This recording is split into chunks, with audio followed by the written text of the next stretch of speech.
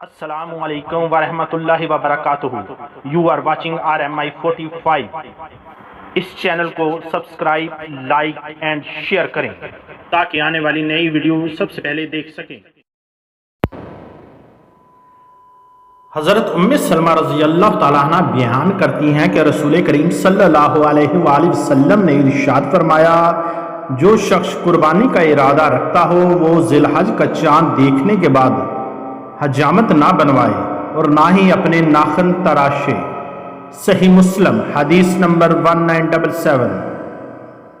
آج شام پاکستان میں ذی الحج کا چاند نظر آ جائے گا تو مغرب سے پہلے اپنے ناخن تراش لیں اور بال کٹوا لیں. حضرت محمد صلی اللہ علیہ وآلہ وسلم said, anyone who intend to offer a sacrifice should not shave or cut his nail after seeing the new moon of Zil Hajj. Sahih Muslim 1977. ارشاد باری تعالیٰ، پھر تم خود بھی ان قربانیوں کے گوشت سے کھاؤ اور بھوکے فقیروں کو بھی کھلاؤ. سورہ حج آیت number 28. Allah Almighty then eat of the meat of those sacrificed and feed the hungry. Surah Hajj 28.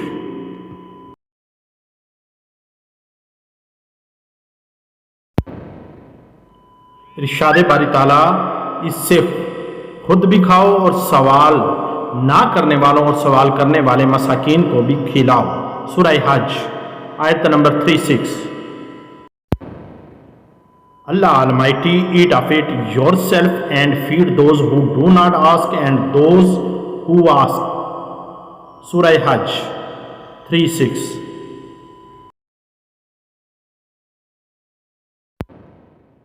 حضرت ابن عباس رضی اللہ تعالیٰ عنہ بیان کرتے ہیں کہ ہم ایک مرتبہ رسول کریم صلی اللہ علیہ وآلہ وسلم کے ساتھ سفر میں تھے کہ عید الاضحیٰ آ گئی.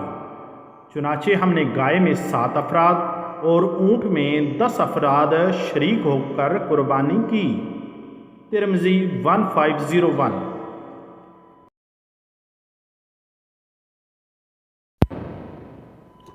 حضرت جابر رضی اللہ تعالیٰ عنہ بیان کرتے ہیں کہ رسول کریم صلی اللہ علیہ وآلہ وسلم نے فرمایا، گائے 7 افراد سے اور اونٹ بھی 7 افراد سے کفایت کر سکتا ہے.